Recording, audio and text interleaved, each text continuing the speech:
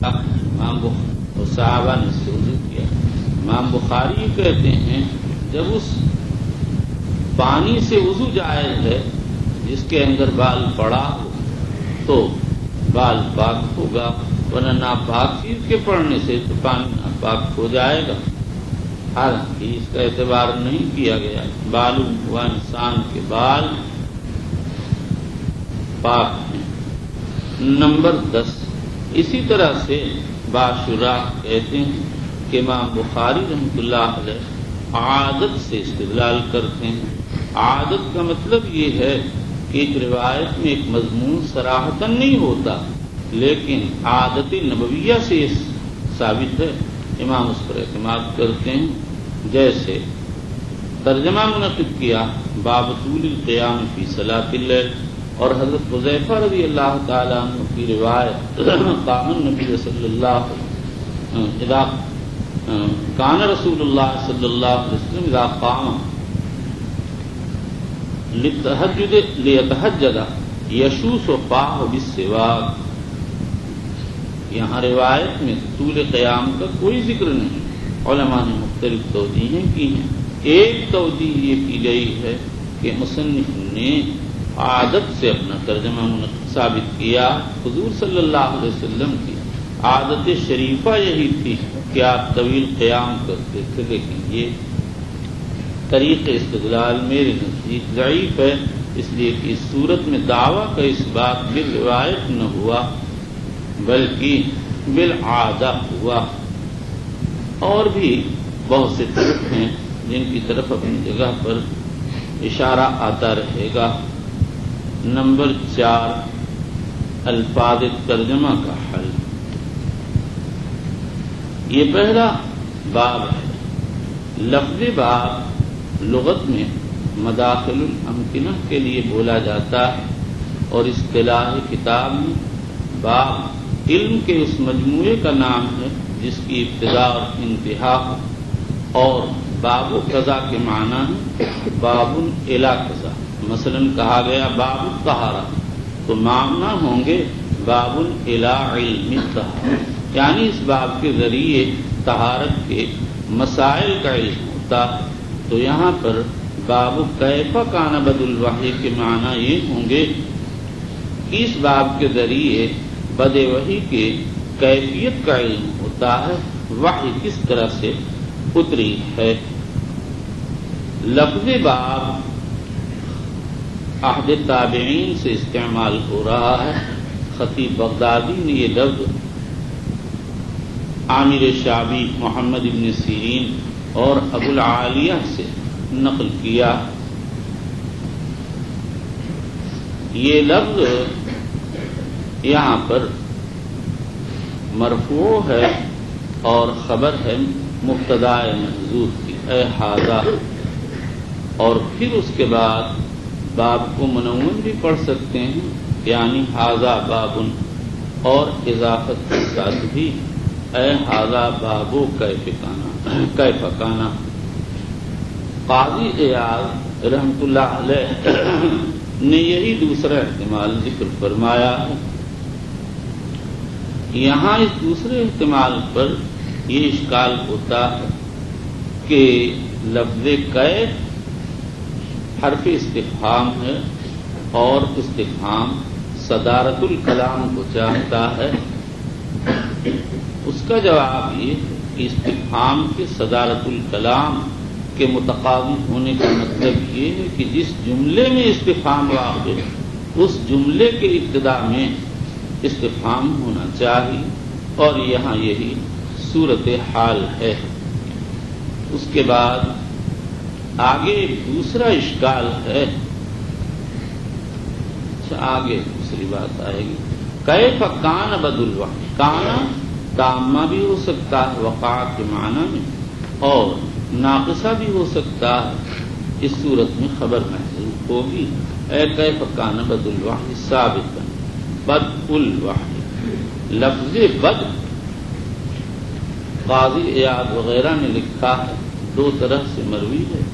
بد کن بفتح البائے و سکون الدال ثم الحمز ابتدا کے معنی ہے، اور بدون بضم الباء والدال وتشدید الواو ظہور کے معنی میں قاضی رحمۃ اللہ علیہ کہتے ہیں دونوں ہی محتمل ہے، اور ابو مروان ابن سراج کہتے ہیں کہ محموز ارجح ہے کیونکہ وہ دوسرے کو مستلزم ہے، جب ابتدا ہوگی تو ظہور خود بخود ہوگا، اور بعض کہتے ہیں نہیں اس کا عکس ارجح ہے، یعنی ظہور کے معنی زیادہ ارجح ہے، مگر علامہ شمس الدین برماوی رحمۃ اللہ علیہ فرماتے ہیں دونوں معانی میں تلازم ہے، ابتدا کے لیے ظہور لازم نہیں اور ظہور کے لیے ابتدا لازم نہیں۔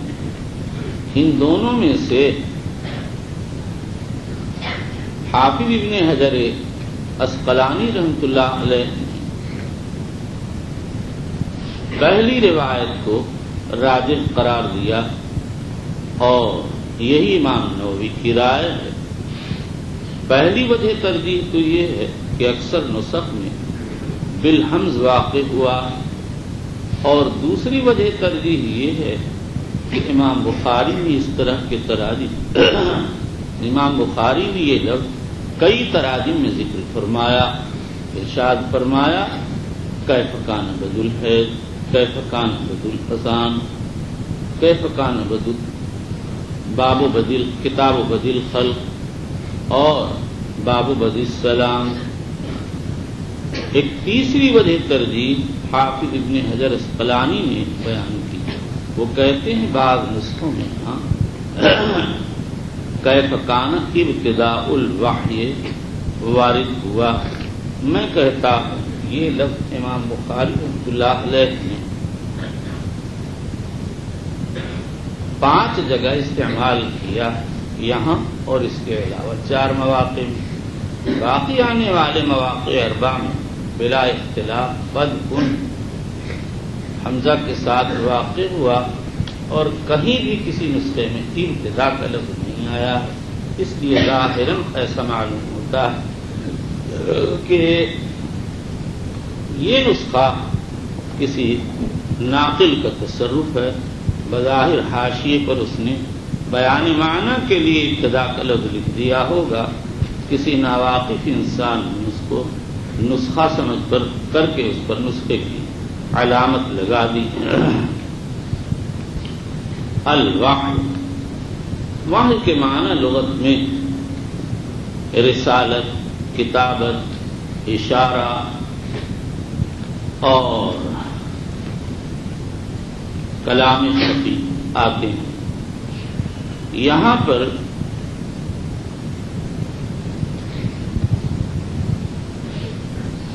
وحی کے معنی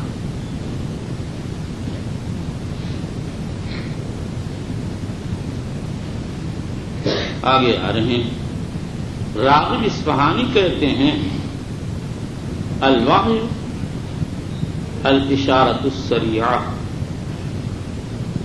محمد بن اسماعیل التیمی فرماتے ہیں الوحی والتفہیم سواء کان بالرسالہ و کتابہ و اشارہ۔ اور قاضی عیاض رحمۃ اللہ علیہ فرماتے ہیں الوحی والاعلام فی خفاء و سرعۃ۔ وحی نام ہے خفیہ طریقے پر جلدی سے کسی بات سے اطلاع کر دینا، کسی بات کی اطلاع دے دینا۔ وحی سے مراد وحی کے معنی اصطلاح شریعت میں اعلام اللہ انبیاءہ بشیء، اللہ کا اپنے نبیوں کو کوئی چیز بتا دینا۔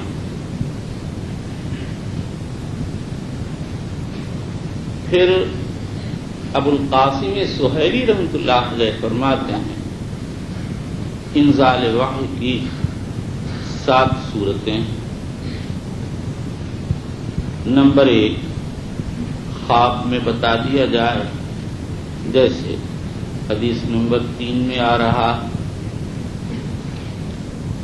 نمبر 2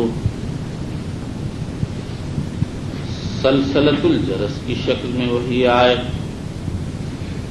نمبر 3 ان یتمثل لہ الملک رجلا، فرشتہ انسان کی صورت اختیار کر لے۔ یہ دونوں صورتیں عائشہ کی حدیث میں ہے جو باب کے نمبر 2 پر آ رہی۔ نمبر 4 ان یتراءى لہ جبرائیل فی اصل صورتہ لہ 600 جناح ینصر منہ الدر والتہالیل، اخرجہ ابو الشیخ کما ورد فی روایت ابن خزیمہ و ابی الشیخ۔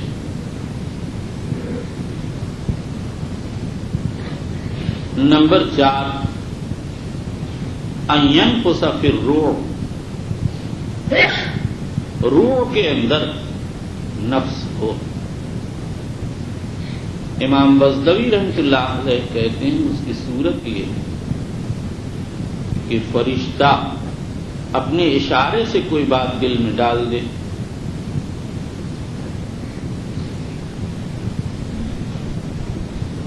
نمبر 6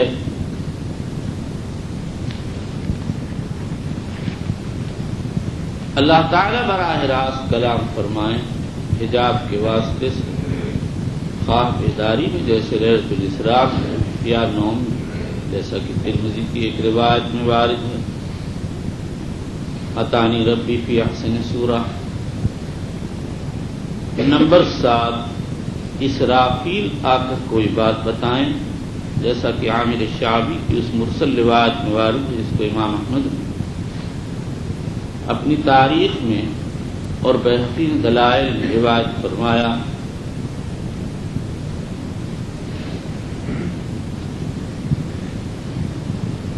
میں کہتا ہوں کہ اصلاً وحی کی 2 صورتیں، ایک صورت تو یہ ہے کہ اللہ تعالی بلا واسطہ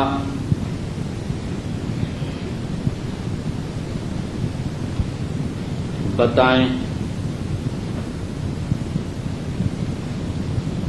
پھر اللہ کا بلا واسطہ بتانا 2 طرح ہوتا ہے،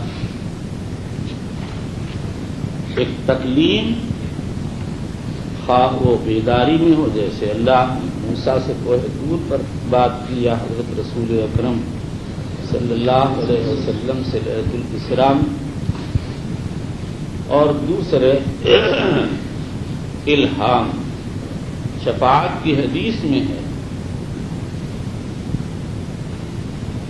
فَيُلْهِمُنِيهِ رَبِّي، میرے رب مجھ پر اس وقت اپنے محامد کا الہام فرمائیں گے۔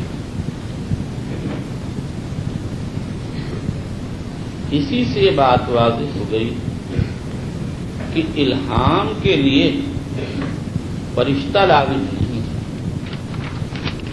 اور یہ جو بعض حنفیہ نے کہہ دیا کہ الہام یہ ہے کہ فرشتہ کوئی بات دل میں بغیر عبارت و اشارہ کے ڈال دے، یہ محل اشکال ہے۔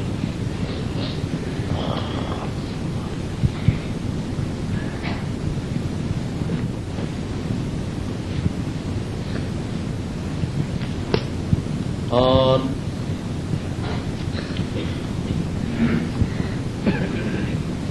وحی بالواسطہ کی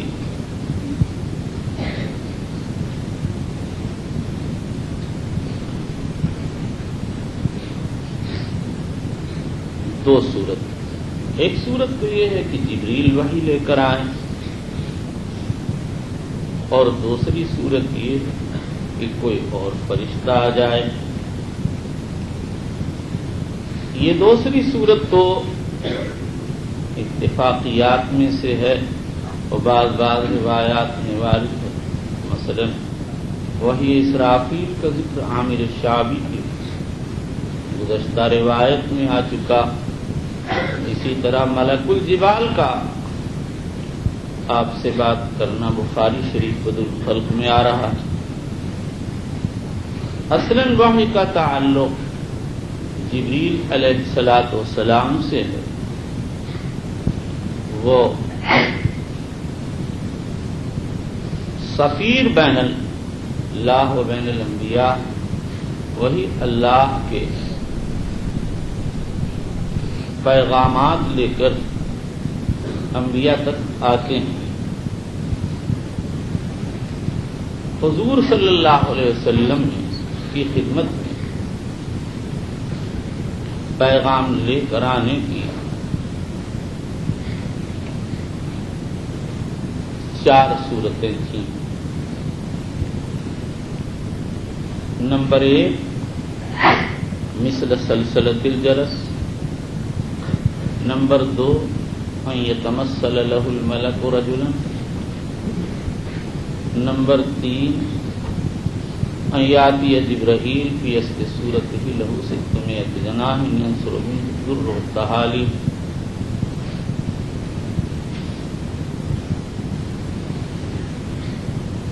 نمبر 4 اور نفس فی الروح، دل کے اندر ڈال دینا۔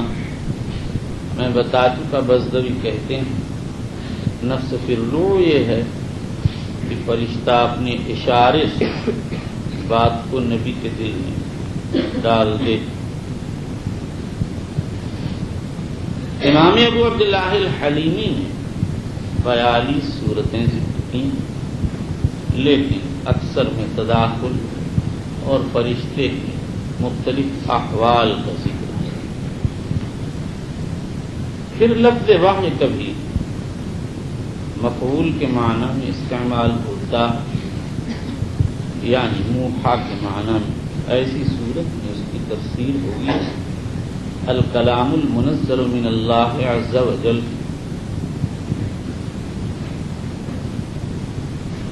یہاں پر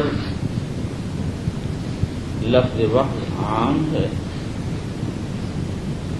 وحی متلو یعنی قرآن، وحی غیر متلو یعنی احادیث سب کو شامل ہے۔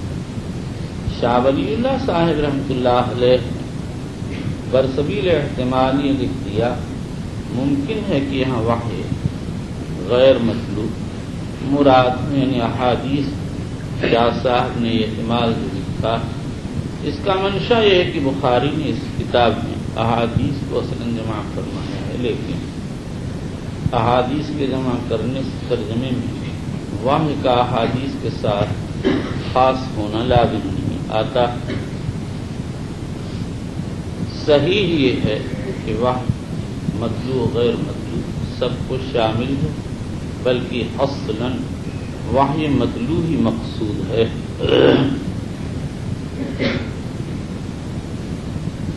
جیسا کہ آگے غرض ترجمہ کے بیان وضاحت آئے گی۔ الی رسول اللہ صلی اللہ علیہ وسلم، رسول اللہ کا وہ بندہ انسان ہے جس کو اللہ تعالی نے اپنے پیغامات کو اپنی مخلوق تک پہنچانے کے لیے مقرر فرمایا۔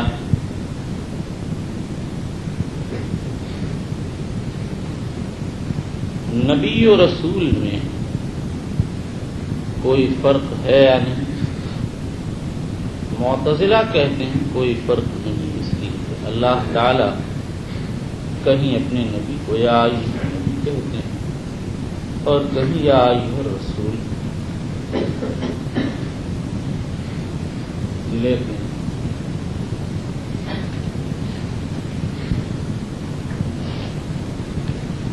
یہ دلیل ناقص ہے، اس لیے کہ حضور صلی اللہ علیہ وسلم کی نبوت و رسالت دونوں پائی جاتی تھی، اس لیے آپ کو کبھی اس وقت سے یاد کر لیا، کبھی اس وقت سے۔ اور نبی و رسول کے الگ ہونے کی دلیل یہ ہے کہ اللہ تعالیٰ فرماتا ما ارسلنا من قبلک من رسول ولا نبی الا اذا تمنى القى الشیطان فی امنیته فینسخ اللہ ما یلقی الشیطان ثم یحکم اللہ آیاته واللہ عزیز حکیم۔ اس آیت شریفہ میں نبی کو رسول پر عطف کیا گیا. اگر دونوں ہم معنی ہوتے تو کلام بلیغ میں اس تکرار کی کوئی وجہ نہیں تھی. پھر اس کے بعد اور نبی اور رسول کے الگ ہونے کی دلیل وہ حدیثیں بھی ہیں جس میں تعداد انبیاء اور رسول پر وارد ہوا. نبی کی انبیاء کی تعداد 1,24,000 اور رسولوں کی تعداد 313 یا 15 یا 10 سے زائد آئی. یہ روایت امام آجری، ابن حبان، ابو نعیم اصفہانی وغیرہ نے ابو ذر غفاری رضی اللہ تعالیٰ عنہ سے نقل کی ہے. کہتے ہیں قلت یا رسول اللہ کم وفاء عدت الانبیاء قال 124,000 قلت کم الرسل من ذلك قال 313 جم غفیر قلت فمن كان اولهم قال آدم قلت انبی قال نبی مکلم. الحدیث. اور اسی حدیث میں آگے ہے قلت کم کتاب انزلہ اللہ تعالی قال 100 کتاب و4 کتب.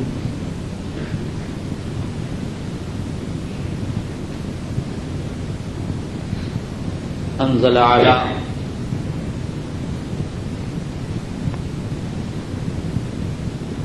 شیس 30 صحیفۃ وعلی خنوخ 50 صحیفۃ وعلی ابراہیم 10 صحائف وعلی موسیٰ وانزل علی موسیٰ قبل التوراۃ 10 صحائف وانزل التوراۃ والزبور والانجیل والفرقان.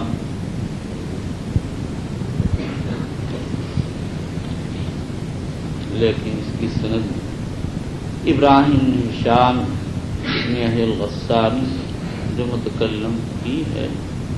ابن حبان تو اس کی روایت کو صحیح مانتے اور اپنی کتاب الصحیح میں درج کرتے ہیں، لیکن دوسروں نے اس پر نقد کیا. اس کے باوجود آدم علیہ السلام کے نبی مرسل ہونے کے بارے میں یہ روایت دوسرے طریق سے مسند احمد اور طبقات ابن سعد میں وارد ہوئی، اور امام بخاری جیسے ماہر ناقد نے اس کو اپنی کتاب خلق و افعال العباد میں تعلیقاً ذکر کیا.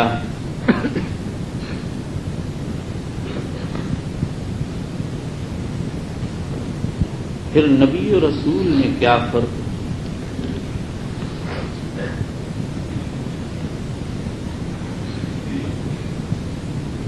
امام بیہقی رحمۃ اللہ علیہ فرماتے ہیں کہ نبی پر وحی اس کی ذات کے متعلق نازل ہوتی ہے تاکہ وہ اس پر عمل کرے، اور رسول مامور بالتبلیغ ہوتا ہے. لیکن ایک جماعت کی رائے یہ ہے کہ نبی اور رسول دونوں ہی مامور بالتبلیغ ہوتے ہیں. اس کے بعد پھر نبی اور رسول میں کیا فرق ہے، اس میں اختلاف. نمبر 1 علامہ زمخشری کہتے ہیں رسول صاحب کتاب ہوتا ہے، نبی کے لیے صاحب کتاب ہونا لازم. نمبر 2 ابو منصور بغدادی کہتے ہیں کہ رسول صاحب شریعت جدیدہ ہوتا اور شریعت سابق کے بعد احکام کو منسوخ کرتا بخلاف نبی کے.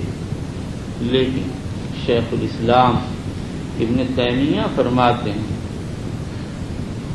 کہ نبی کے رسول کے لیے صاحب شریعت جدیدہ ہونا لازم نہیں، حضرت یوسف رسول تھے اور ابراہیم کی شریعت پر تھے، داؤد و سلیمان رسول تھے اور تورات کی شریعت پر تھے۔ یہیں سے معلوم ہو گیا کہ رسول کا صاحب کتاب ہونا بھی ضروری نہیں، اور ابو ذر کی جو روایت ابھی ہم نے ذکر کی ہے اگر اس کو ثابت مان لیا جائے تو اس سے بھی یہ بات واضح ہوتی ہے، کیونکہ اس میں رسولوں کی تعداد 313 آئی اور کتابوں کی 104 آئی۔ لیکن بعض علماء یہ کہتے ہیں رسول کے صاحب کتاب ہونے کے معنی یہ کہ وہ کسی کتاب کے اتباع کی طرف دعوت دیتا ہو، خواہ وہ کتاب اس پر براہ راست نازل ہوئی ہو یا کسی اور نبی پر نازل ہوئی ہو اور دوسرا نبی اس کا متبع ہو۔ اور شیخ الاسلام علامہ ابن تیمیہ کی رائے یہ کہ رسول مامور بانذار الکفار ہوتا، نبی میں یہ بات نہیں ہوتی۔ نبی کی مثال تو اس عالم و مفتی کی سی ہے جو مسائل بیان کر دیتا، آگے کوئی دارو گیر نہیں کرتا، بخلاف رسول کے کہ وہ ڈراتا ہے اور کہتا ہے یہ کرو گے تو یہ ہوگا، یہ کرو گے تو یہ ہوگا۔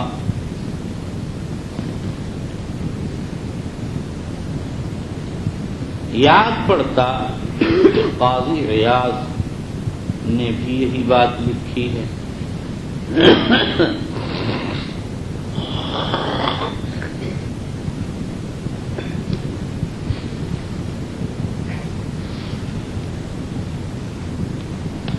بعض علماء نے فرہ سے نقل کیا کہ نبی پر وحی الہام کے ذریعے وحی آتی ہے اور رسول پر فرشتے کے ذریعے، لیکن امام نووی رحمۃ اللہ علیہ اور امام ابن تیمیہ کی رائے کہ نبوت کے تحقق کے لیے اتصال الملک شرط ہے اور یہی ثواب ہے۔ پھر اس کے بعد یہ سمجھیے کہ اس تقریر سے اتنا واضح ہو گیا کہ نبی وہ ہے جس پر اللہ کی طرف سے خبریں آتی ہیں۔ بعض تو کہتے ہیں بس یہی ہے نبوت، اور بعض کہتے ہیں وہ خبریں بندہ، وہ خبریں نبی دوسروں تک پہنچاتا۔ اس سے یہ معلوم ہو گیا کہ نبوت نام اللہ سے خبروں کو لے کر بندوں تک پہنچانے کا، یہی مشہور ہے، اس لیے کہ نبی ماخوذ نبون سے جس کے معنی ہے خبر، اور ایک قول یہ ہے کہ نبی ماخوذ ہے نبوت سے جس کے معنی ہے رفعت اور بلندی۔ نبوت ایک مقام رفیع ہے جو اللہ کی طرف سے اللہ کے مخصوص بندوں کو عنایت ہوتا، اس لیے ان کو نبی کہا جاتا ہے۔ اور بعضوں نے کہا ہے یہ ماخوذ ہے نبی بمانت طریق سے، انبیاء علیہ السلام آخرت کا طریق ہیں، ان کے ذریعے آخرت کا صحیح راستہ معلوم ہوتا ہے۔ اور رسالت کے معنی ہے پیغامبری کے، تو رسول وہ شخص ہوگا جو اللہ کا پیام مخلوق تک پہنچاتا ہو۔ رسالت کی تعریف بعض اہل کلام نے کی ہے، سفارت بین العبد و بین الرب تنبہ ذوی الالباب علی ما تقصر عنہ عقولہم من مصالح دینہم و دنیاہم۔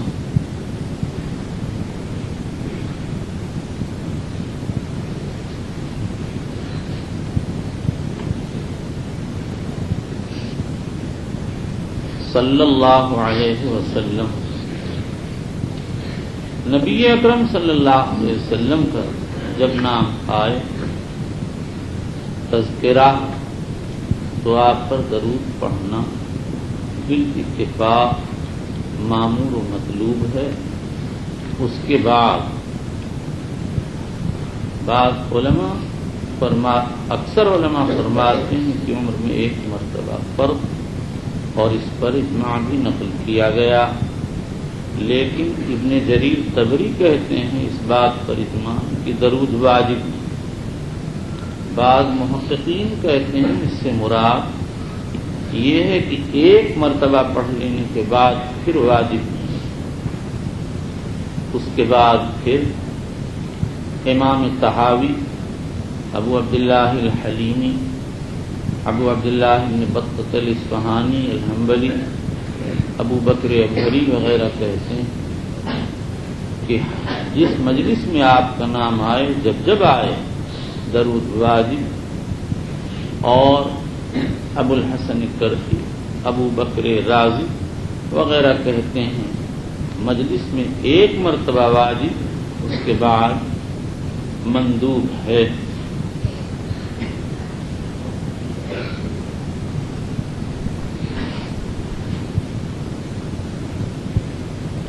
حضرت مولانا فضل الرحمان گنج مراد آبادی کے پاس مسلم شریف کا درس ہو رہا تھا۔ بہار کے ایک عالم غالب پورنیہ کے تھے، قرات کر رہے تھے۔ حضرت نے فرمایا صلی اللہ علیہ وسلم کا ترجمہ کرو۔ انہوں نے ترجمہ کر دیا۔ حضرت نے فرمایا حضرت محبوب ہیں، زبان عشق سے ترجمہ کرو۔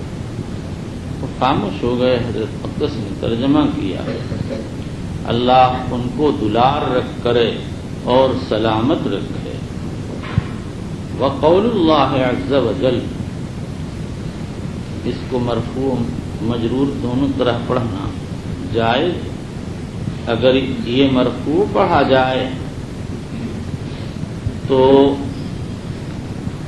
مبتدا ہوگا اور خبر محذوف ہوگی، اور تقدیر عبارت ہوگی وفیہ قول اللہ عز وجل، اے فی اس بات بدل وحی الی رسول اللہ صلی اللہ علیہ وسلم قول اللہ عز وجل۔ اور یہ بھی ہو سکتا ہے کہ اس کو فاعل بنایا جائے اور فعل محذوف مانا جائے، اور تقدیر عبارت ہوگی وَيَدُلُّ عَلَيْهِ قَوْلُ اللَّهِ عَزَّ وَجَلَّ۔ اور یہاں خبر یا فعل کے محذوف ہونے کا قرینہ یہ ہے کہ امام بخاری نے یہ آیت مقام استدلال میں ذکر کی ہے، اور اس کو مجرور پڑھنا بھی جائز ہے، لیکن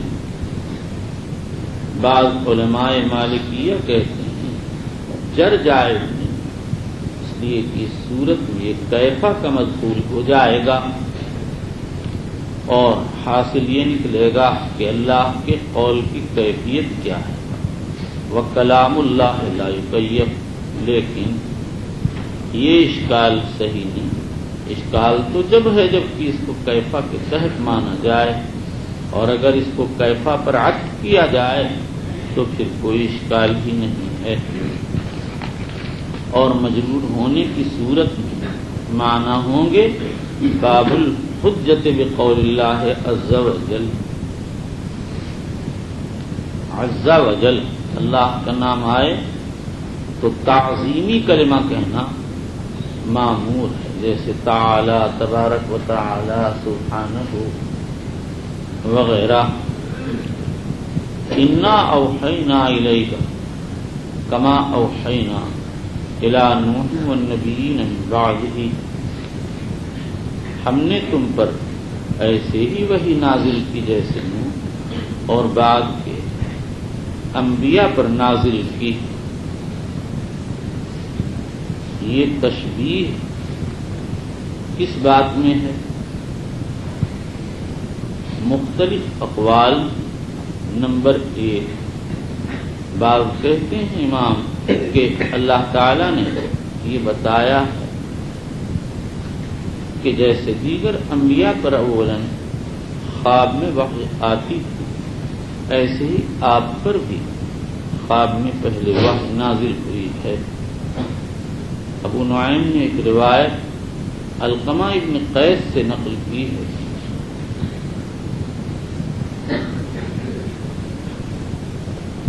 کہ سب سے پہلے انبیاء پر خواب میں وحی آتی ہے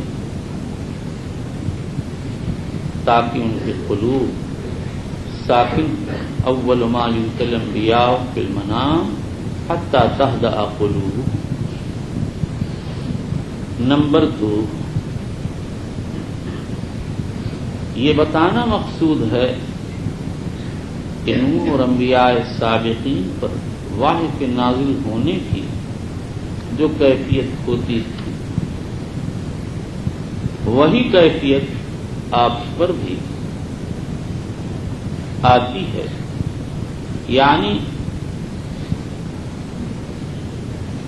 آپ پر صفت وحی کی کیفیت انبیاء سابقین کی صفت وحی کے مطابق جیسی وہ انبیاء سابقین پر آتی تھی جس طرح ایسے آپ پر۔ نمبر 3، ہمارے حضرت شیخ کہتے ہیں تشبیہ اس بات میں ہے کہ انبیاء پر وحی کی جو انواع آئی ہیں حضور صلی اللہ علیہ وسلم پر ان سب کا مجموعہ نازل ہوا۔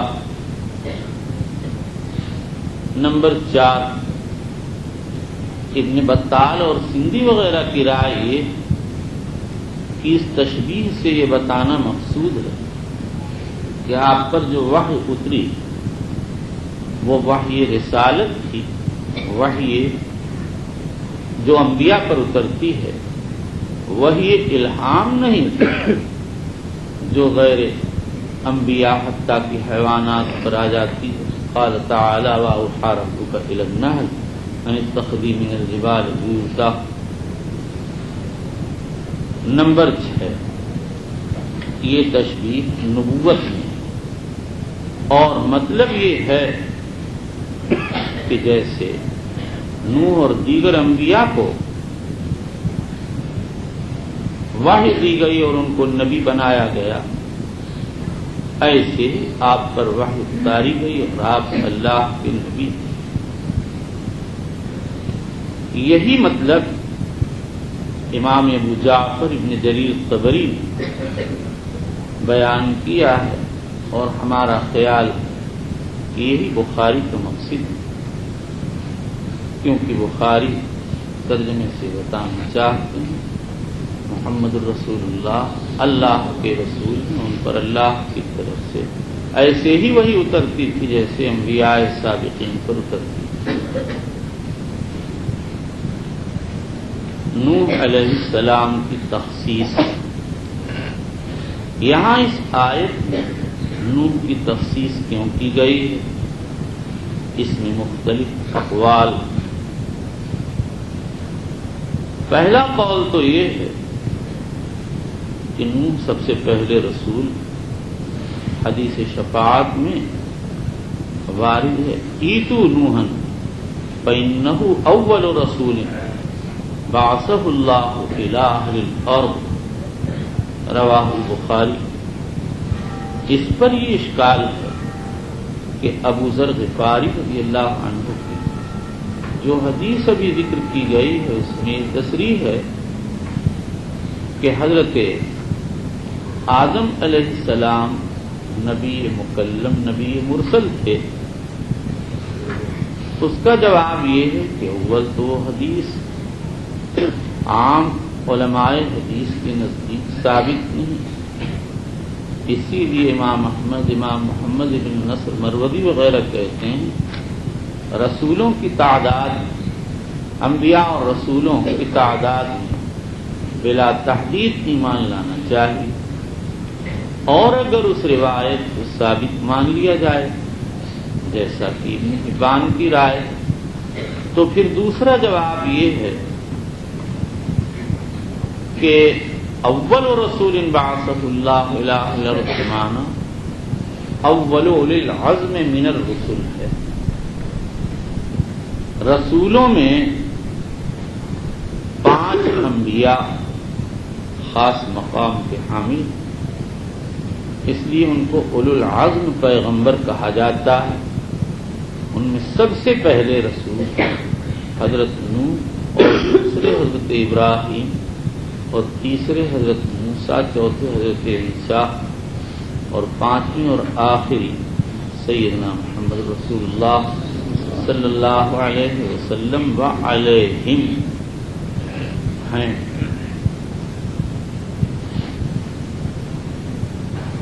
نمبر 2، علامہ عینی کہتے ہیں نوح کی تخصیص کی وجہ یہ ہے کہ وہ آدم ثانی ہیں اور ساری مخلوق ان کی اولاد میں سے. اس پر اشکال یہ ہے کہ آیت شریفہ ذریت نوح کے بتانے کے لیے نازل نہیں کی گئی.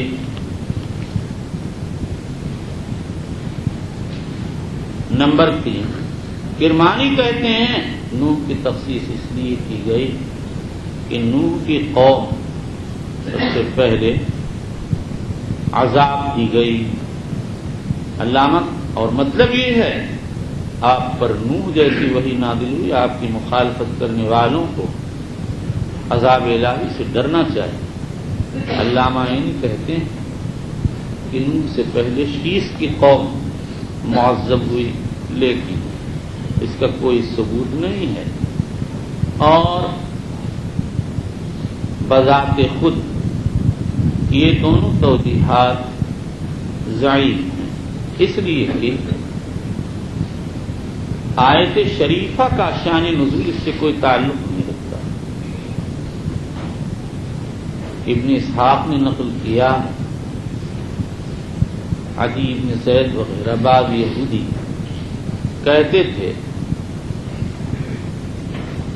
ما انزل اللہ علی بشر بعد موسیٰ من شیء، موسیٰ کے بعد اللہ نے کسی بشر پر کوئی چیز نازل نہیں کی.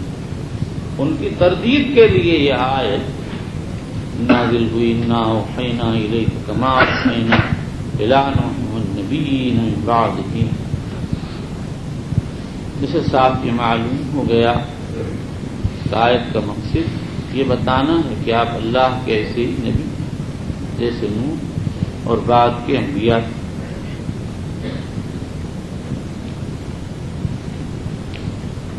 نمبر 4، شاہ عبد العزیز رحمۃ اللہ علیہ محدث دہلوی فرماتے ہیں نوح کی تخصیص کی وجہ یہ ہے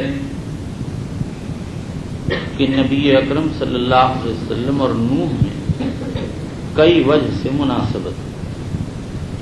پہلی مناسبت تو یہ ہے کہ دونوں کی مدت دعوت طویل ہے. نوح علیہ السلام نے 950 سال دعوت دی اور حضور کی مدت نبوت کی مدت دعوت بھی 1000 سال پر بسیط ہے. فرق یہ ہے نوح نے خود دعوت دی اور حضور صلی اللہ علیہ وسلم جب تک زندہ رہے خود دعوت دیتے رہے. اس کے بعد آپ کی امت کے علماء دعوت دیتے رہے اور پھر دعات کذبہ، نانک پنتھی، نانک داؤد پنتھی، افشان نمودی وغیرہ پیدا ہو گئے. اس پر اشکال یہ ہے کہ حضور کی نبوت تو قیامت تک پھیلی ہوئی ہے اور آپ کی امت کے افراد تا قیامت اپنے اپنے اعتبار سے دعوت دیتے رہیں گے. دوسری مناسبت یہ ہے کہ نوح علیہ السلام قیامت وسطیٰ کے صغریٰ کے قریب مبعوث ہوئے اور حضور صلی اللہ علیہ وسلم قیامت کبریٰ کے. قیامت صغریٰ سے مراد طوفان نوح اور قیامت کبریٰ ظاہر. تیسری مناسبت یہ ہے کہ نوح کی نبوت عام تھی، اسی لیے سارے ہلاک ہو گئے اور آپ کی نبوت بھی عام ہے. فرق اتنا ہے کہ نوح کی نبوت ان کے زمانے کے ساتھ خاص تھی اور حضور اکرم صلی اللہ علیہ وسلم کی نبوت قیامت تک کے لیے عام ہے۔ نمبر 4، چوتھی مناسبت یہ ہے کہ نوح علیہ السلام کی بعثت اور عذاب کے نزول میں 1000 سال کے قریب کا فاصلہ، ایسے ہی حضور صلی اللہ علیہ وسلم کی امت کے کفار کے عذاب میں اور آپ